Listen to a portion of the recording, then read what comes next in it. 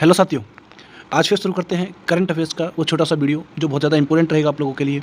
तो आप सब बढ़िया हो, मज़े में हो, ठीक ठाक हो। चलिए आज हम शुरू करते हैं राष्ट्रीय घटनाक्रम की वो बातें जो बहुत ज़्यादा इंपॉर्टेंट रही होंगी। जैसे कि सबसे पहले चर्चा करते हैं समान नागरिक संहिता विधेयक। क्या है समान नागरिक संहिता विधेयक 2024 और उत्तराखंड में पारित।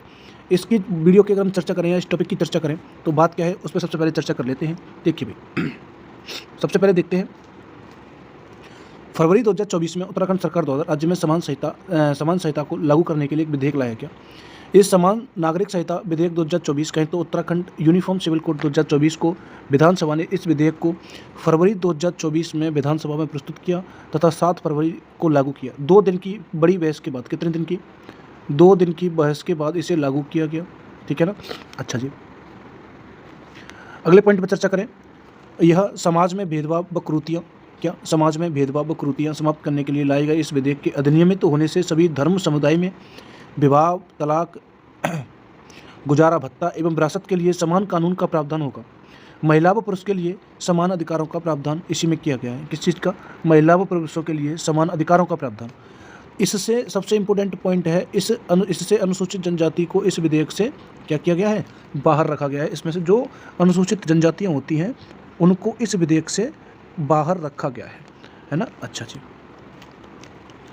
अगला पॉइंट है सहमति संबंध, कहें तो लिव इन रिलेशनशिप को मान्यता प्रस्तावित अधिनियम में दी गई है, किंतु इसके लिए कड़े प्रावधान विधेयक में किए गए हैं। लिव इन रिलेशनशिप के लिए पंजीकरण अनिवार्य करते हुए 1 माह में से अधिक समय तक बिना पंजीकरण रहने पर जुर्माना एवं सजा का प्रावधान विधेयक में किया गया है। अगर कोई व्यक्ति, सबसे पहली बात, कोई लिव इन रिलेशनशिप में रहना चाहता है, सहमति संबंध में रहना चाहता है, तो उस व्यक्ति को सबसे पहले क्या कराना पड़ेगा? पंजीकरण कराना पड़ेगा। अगर कोई व्यक्ति 1 माह तक बिना पंजीकरण के साथ रहता है तो उसे जुर्माना व सजा दोनों का प्रावधान है विधेयक में किया गया है। विधेयक लिव इन रिलेशनशिप में पैदा संतान को पैतृक संपत्ति का अधिकारी भी विधेयक में बनाया गया है। अगर लिव इन रिलेशनशिप के माध्यम से या सहमति संबंध में अगर कोई व्यक्ति या कोई महिला रहते हैं और उनके द्वारा पैदा संतान अगर कोई होती है तो उसे भी उस पैतृक संपत्ति का अधिकारी बनाया जाएगा। इस विधेयक में स्पष्ट लिखा गया है। और कोई अगर लिव इन रिलेशनशिप में रहना चाहता है तो वह व्यक्ति सबसे पहले अपना पंजीकरण कराएगा, और अगर पंजीकरण नहीं कराएगा तो उसे 1 माह के अंतर्गत नहीं कराता है तो उससे जुर्माना और सजा दोनों होने की संभावना है, या दोनों हो सकते हैं।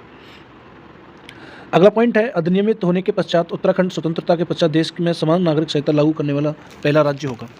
अगर बात करी जाए, क्वेश्चन आए कि भारत में स्वतंत्रता प्राप्ति के बाद यूसीसी लागू करने वाला पहला राज्य, तो पहला राज्य होगा उत्तराखंड। कौन सा होगा? उत्तराखंड। अगर अगले टॉपिक की चर्चा की जाए तो गोवा एक ऐसा राज्य है, गोवा समान नागरिक अधिकारों को प्रावधान लागू किया, किंतु यह पुर्तगाली शासनकाल से वहाँ पर लागू है। जब से यहाँ पुर्तगाली है तब से यह लागू है। कहीं जाए, अगर क्वेश्चन आता है कि स्वतंत्रता प्राप्ति से पहले भारत में कौन से राज्य में यूसीसी लागू था, तो वो राज्य था गोवा। ठीक है ना। चलिए, अगला पॉइंट है हेमंत सोरेन के त्यागपत्र के पश्चात चंपई सोरेन झारखंड के नए मुख्यमंत्री। झारखंड के नए मुख्यमंत्री कौन बन गए हैं? चंपई सोरेन बन गए हैं। पिछले महीने कौन? चंपई सोरेन बन गए हैं। अब ये क्यों बन गए हैं, इस बात का कारण क्या है, तो उस बात पर चर्चा कर लेते हैं।